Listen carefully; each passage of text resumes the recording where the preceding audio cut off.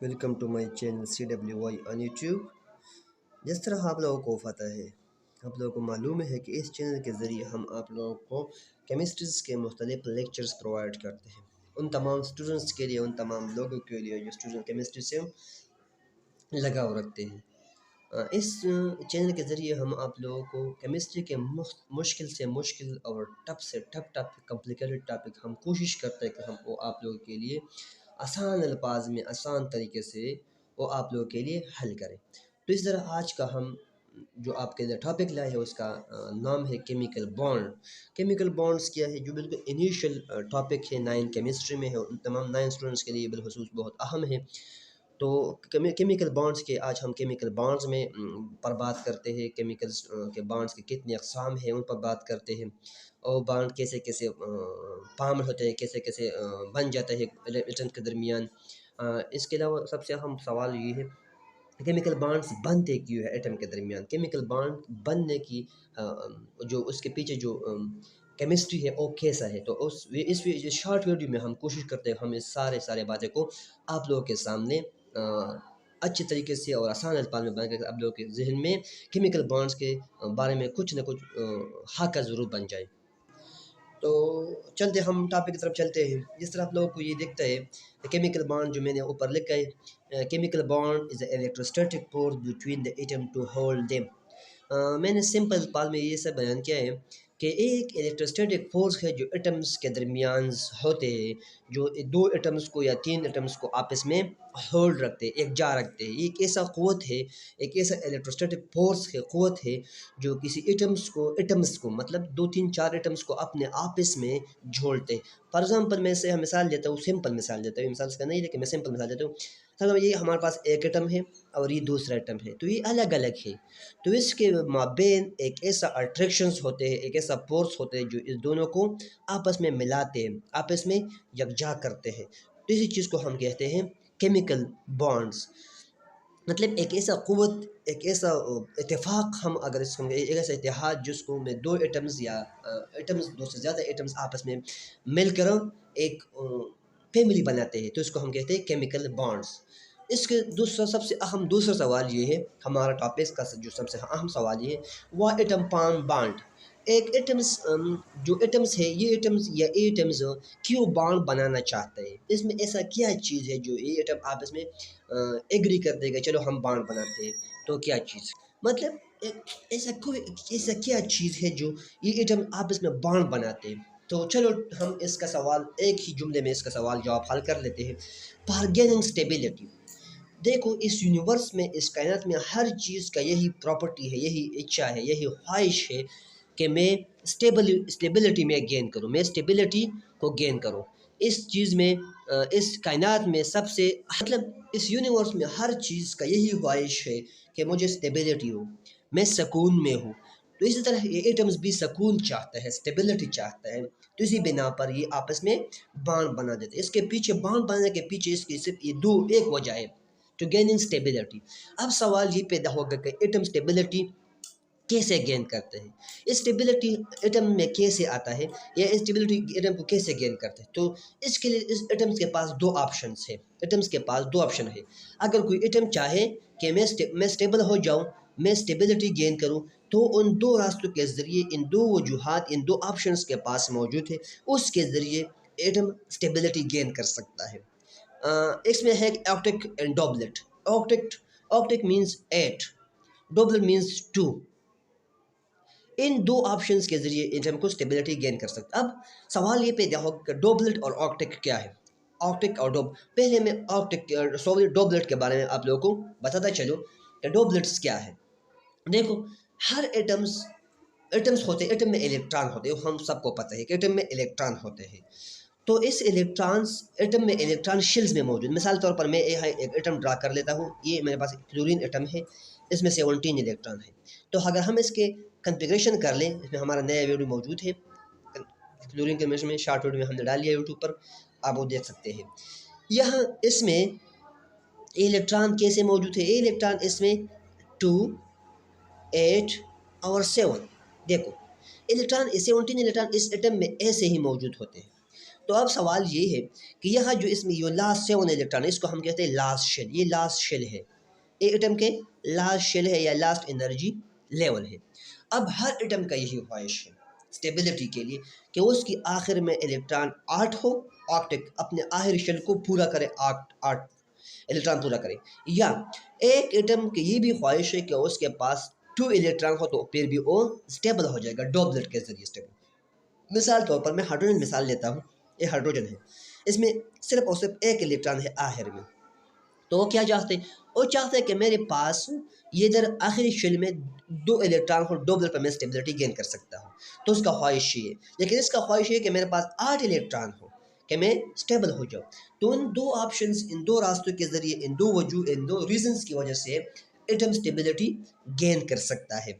आपने लोग देख लिया ऑक्टेट के ज़रिए कैसे और डॉपलेट के ज़रिए कैसे। हम मिसाल लेते हैं आगे चलकर, आप लोगों को समझाते हैं। अभी देखो मैं एक छोटा सा मिसाल लेता हूँ। मिसाल तौर पर हमारे पास टेबल में हीलियम एटम है, हीलियम, जिसका एटॉमिक नंबर 2 है, मास नंबर 4 है। आप लोगों ने देख लिया कि इसके आखिरी शेल में कितने इलेक्ट्रॉन हैं, सिर्फ और सिर्फ 2 इलेक्ट्रॉन हैं। तो मतलब इसका डॉपलेट स्टेबिलिटी इसने गेन किया है। तो इसलिए तो ये 8 नंबर ग्रुप में मौजूद है। 8 नंबर ग्रुप जो टेबल में सबसे लास्ट ग्रुप है, उसको हम कहते हैं 8A ग्रुप, जिसको हम कहते हैं नोबल गैसेस। क्या कहते हैं? नोबल गैसेस या इनर्ट गैसेस। तो इनमें हीलियम आता है, नियान आता है, अर्गान आता है, क्रिप्टॉन आता है और जीनान आता है। ये जो एक ऐसा एटम है इस 8 नंबर ग्रुप में जिसकी हीलियम तो 2 पर मतलब डबल पर स्टेबल है। इसके अलावा जो जिसके नीचे जो एटम्स है वो 8 ऑक्टेट पर स्टेबिलिटी है। तो इसलिए इसको हम कहते हैं इनर्ट गैसेस या नोबल गैसेस, मतलब ये ज़्यादा रिएक्शंस नहीं करते, स्टेबिलिटी के करते। तो पीरियोडिक टेबल में सारे के सारे एलिमेंट्स जो हमारे पास 118 तकरीबन है, इसमें इसका यही ख्वाहिश है कि हम ग्रुप नंबर 8 की तरह स्टेबल हो जाए। हमारे पास भी आखिर में 2 हो या हमारे पास आखिर में 8 इलेक्ट्रॉन हो, तो हम स्टेबिलिटी गेन कर सकते हैं, हमें सुकून मिल सकता है हमें। तो इसलिए ये जब आपस में जोड़ तोड़ करते हैं, आपस में कंप्रोमाइज़ कर लेते हैं आपस में, और उस तरह अपने बॉन्ड बनाते रहे कि वो भी स्टेबिलिटी गेन कर ले। ओके, आगे हम चलकर टाइप्स के बारे में बात करते हैं कि कितने टाइप्स है केमिकल बॉन्ड के टाइप्स कितने हैं। तो हमारे पास केमिकल बॉन्ड जब एटम्स, सवाल सबसे अहम सवाल ये है कि जब भी एटम अपने स्टेबिलिटी को गेन करते हैं, चाहे और डॉपलेट के ज़रिए हो चाहे ऑक्टेट के ज़रिए हो, जिस तरीके से भी हो, तो उसके लिए उसके पास फिर 4 रास्ते हैं, मतलब 3 रास्ते, मेन 3 रास्ते जो मैं उसके बारे में बात कर रहा हूँ। एक को हम कहते हैं आयनिक बॉन्ड, मैं लिख लेता हूँ, रप्पा में लिख लेता हूँ। दूसरे को हम कहते हैं कोवेलेंट बॉन्ड। तीसरे को हम कहते हैं कोऑर्डिनेट कोवेलेंट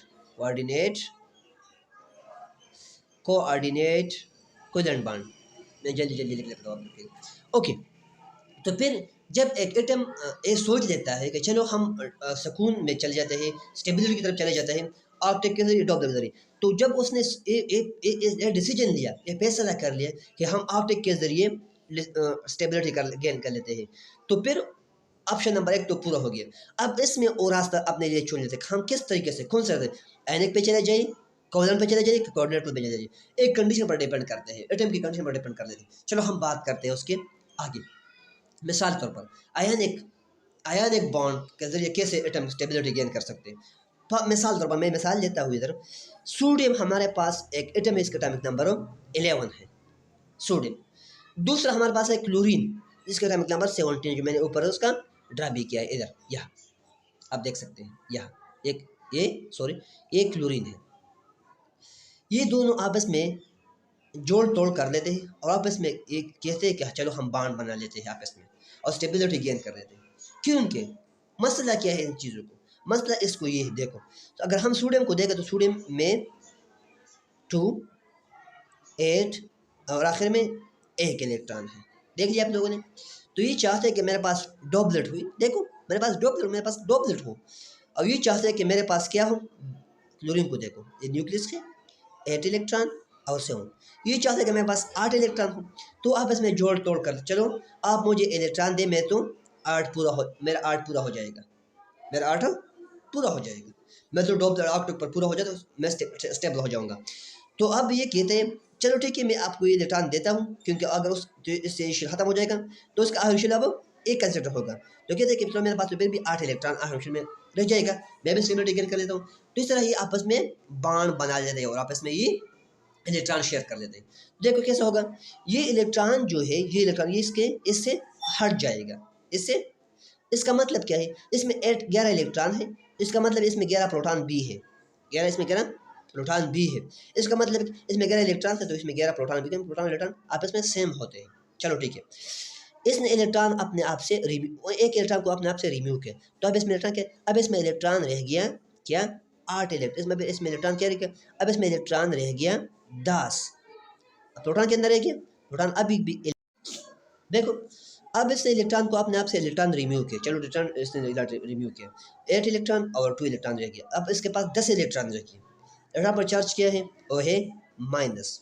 अब इसके पास प्रोटॉन कितना रह गया 11 रह गया।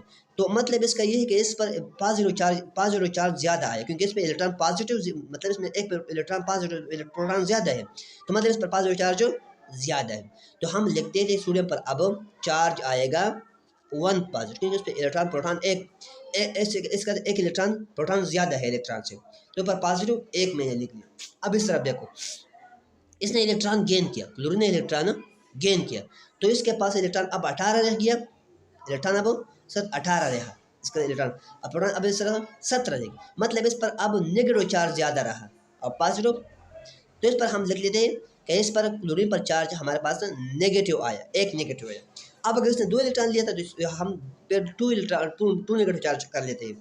अगर इसने 2 इलेक्ट्रॉन एक इलेक्ट्रॉन निकाल लिया अपने आप से तो इस पर हम फिर डबल पॉजिटिव चार्ज लिखेंगे, लेकिन अब इसने एक निकाला है तो हम पर हमने इस पर एक पॉजिटिव किया, इसने एक लिया है तो हमने इस पर एक नेगेटिव साइन किया। अब क्या होगा, अब sodium positive plus chlorine negative, इसमें इलेक्ट्रोस्टैटिक फोर्स है, तो जाहिर बात है कि पॉजिटिव नेगेटिव अपने आप को अट्रैक्ट कर लेते हैं, अपने आप को अट्रैक्शन कर लेते हैं। तो ये क्या होगा, तो इसमें हमारे साथ बॉन्ड बन जाएगा, हमारे पास स्टेबल साल्ट या सोडियम क्लोराइड बन जाता है।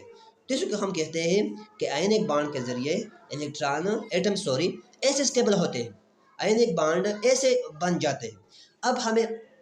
अब इसमें सबसे अहम बात क्या है, सबसे ज़रूरी बात क्या है, मैं आप लोगों को बताता चलूँ कि इसमें क्या हो गया, हमको कैसे पता चलेगा कि मिसाल तौर पर मेरे पास CH4 है, NaCl है, तो क्या मैं मिसाल देता हूँ, और HCl है, ये सारे कंपाउंड लेबॉर्ट्री या टीचर ने हमें दिया, प्रैक्टिकल में दिया, हमें कहते हैं कि इसमें कौन सा बॉन्ड हुआ है, कौन सा बॉन्ड हुआ है, इन तीनों में कौन सा बॉन्ड मौजूद है, इसमें कौन सा बॉन्ड मौजूद है, इसमें कौन सा बॉन्ड मौजूद है। तो हमको कैसे पता चलेगा कंपाउंड से कि इसमें ऑर्गेनिक है या कोऑर्डिनेट है आयनिक है, हम कैसा फैसला करेंगे कि इसमें कौन सा वाला बॉन्ड मौजूद है। तो इसके लिए और इस दोनों टाइप्स के लिए कोवलेंट बॉन्ड और कोऑर्डिनेट करने के लिए मैं अब आप हमारे अगला वीडियो देखें, तो इस पर आप लोगों को इस सवाल का जवाब खुद बहुत मिल जाएगा कि हमको कैसे पता चलेगा कि ये आयनिक बॉन्ड इसमें कौन सा वाला बॉन्ड मौजूद है। Thank you.